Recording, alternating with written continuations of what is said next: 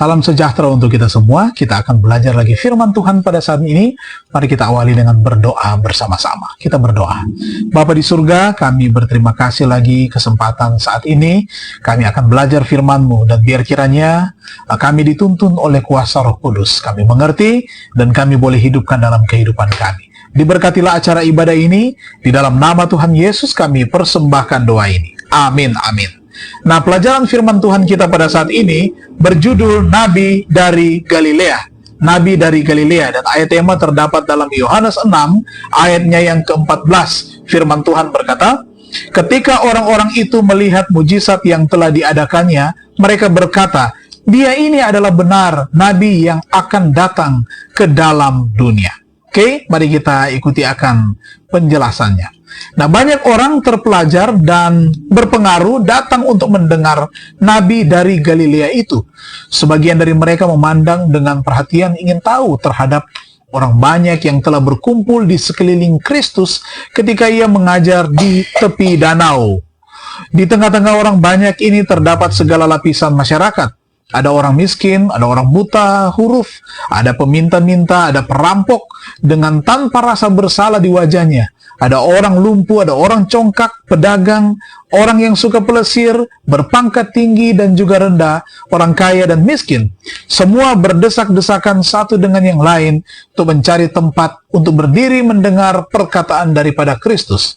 Nah, manakala orang yang terpelajar ini memandang kepada kerumunan orang banyak, mereka bertanya kepada diri mereka sendiri, apakah kerajaan Allah terdiri dari orang-orang semacam ini? Nah, sekali lagi, Juru Selamat menjawab dengan sebuah perumpamaan. Hal kerajaan surga itu seumpama ragi yang diambil seorang perempuan, diadukan ke dalam tepung terigu 3 sukat sampai khamir seluruhnya. Nah, di kalangan orang-orang Yahudi, ragi kadang-kadang digunakan sebagai lambang dari dosa. Pada masa Paskah, orang diperintahkan untuk menyingkirkan semua ragi dari rumah mereka, sebagaimana mereka harus menyingkirkan dosa dari hatinya. Nah, Kristus memberikan amaran kepada murid-muridnya, waspadalah terhadap ragi, yaitu kemunafikan orang Farisi, Lukas 12 ayat 1. Dan Rasul Paulus berbicara tentang ragi, keburukan, dan kejahatan, 1 Korintus 5 ayatnya yang ke-8. Tetapi dalam perumpamaan Juru Selamat, ragi digunakan untuk menggambarkan kerajaan surga. Ia menggambarkan kuasa yang menghidupkan dan mengembangkan dari rahmat Allah. Tidak ada yang begitu keji, tidak ada yang jatuh begitu rendah, sehingga berada di luar pekerjaan kuasa ini.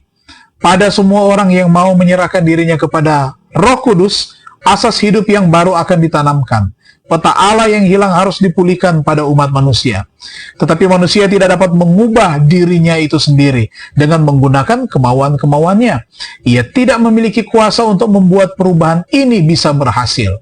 Ragi itu sesuatu benda yang sama sekali dari luar harus diadukan ke dalam makanan sebelum keinginan untuk berubah timbul di dalamnya.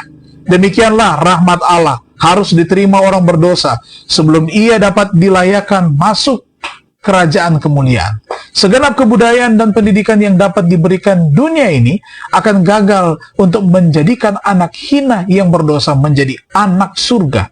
Tenaga pembaruan harus datang dari Allah. Perubahan hanya bisa dilaksanakan oleh Roh Kudus. Kesimpulan, kita renungkan lebih dalam. Bagaimana ragi anugerah Tuhan mengubah sikap dan perilaku saya hari ini dan untuk seterusnya?